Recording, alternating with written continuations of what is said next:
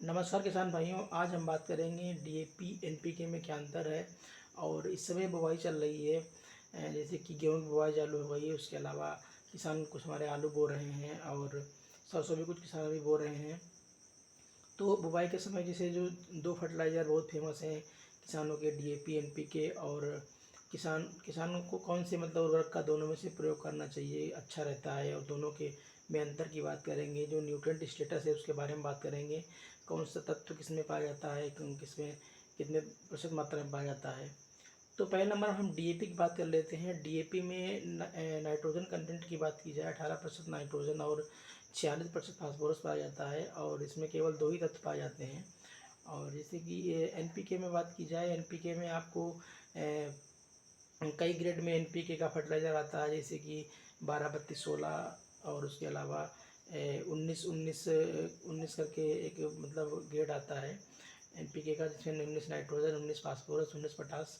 और उसके अलावा 15 15 15 करके आता है। इसमें 15 15 तीनों चीज़ें होती हैं, नाइट्रोजन, फास्फोरस, पोटास। और उसके बाद में जैसे कि उसमें 9% आपको सल्फर मिल जाता है एडिशनल। और जैसे फेमस एनपीके में जैसे है कि वो 12 32 16 वाला ग्रेड फेमस है। और जैसे किसानों को अलग अलग क्षेत्रों में जैसे 12 32 16 कहीं कहीं शॉर्टेज में वो भी नहीं मिल पा रहा है। तो जैसे कि जो उनको मिले उसमें जैसे जो रिकमेंडेड डोज है हर क्रॉप की अलग अलग, उसके अनुसार उसमें आप डोज बढ़ा सकते हैं। जैसे एनपीके की जैसे ग्रेड में बात की जाए, जैसे एनपीके में अगर तीनों तत्व मिल जाते हैं, 12 32 16 की एग्जाम्पल ले लीजिए। तो इसमें जैसे कि नाइट्रोजन, फास्फोरस, पोटास तीनों तत्व साथ में मिल रहे हैं। और उधर डीएपी की बात करें, डीएपी में आपको नाइट्रोजन, फास्फोरस ही केवल मिलता है। तो जैसे कि हमारे जो एसेंशियल प्लांट न्यूट्रिएंट हैं, आवश्यक पोषक तत्व जो होते हैं पौधे की बढ़ाव के लिए, वो 17 एसेंशियल प्लांट न्यूट्रिएंट होते हैं। जिसमें जो पौधा है, हर पौधा है जो 17 न्यूट्रिएंट जब लेता है तब अपटेक करता है, उसको आवश्यक होता है अपने जीवन काल के लिए।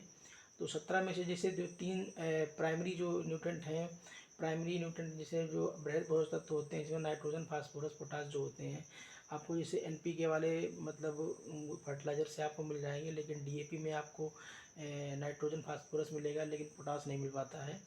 तो जिसे इनिशियल स्टेज पे शुरुआती तौर में पोटास का भी बहुत मोस्ट इम्पॉर्टेंट रोल होता है हमारी जर्मिनेशन से लगा के, और जर्मिनेशन में और क्वालिटी जो बनती है हमारे जो क्वालिटी में बहुत भूमिका अदा करता है। जो और जो स्टेम का जैसे कि स्ट्रांगनेस होती है, मजबूत बनाता है जो तने को। और उसके अलावा जो पोटास जो होती है, और जो रोगों से लड़ने की क्षमता है, इंसेक्ट पेस्ट जो लगते हैं, कीट लगते हैं, उनसे लड़ने की क्षमता में भूमिका अदा करता है।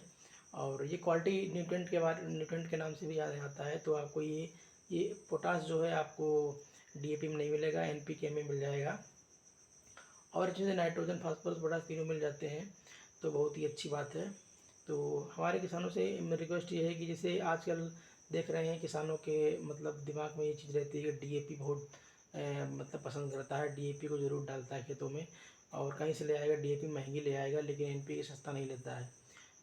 हमारे मतलब किसानों को मतलब जहाँ तक है तत्वों को जैसे कि देख के उसमें एक मतलब परीक्षण करा के ही रिकमेंड दें और अप्लाई करें। वैसे अगर आप ऐसे देते हैं तो नाइट्रोजन, फास्फोरस, पोटास तीनों तत्व ही मिल जाते हैं।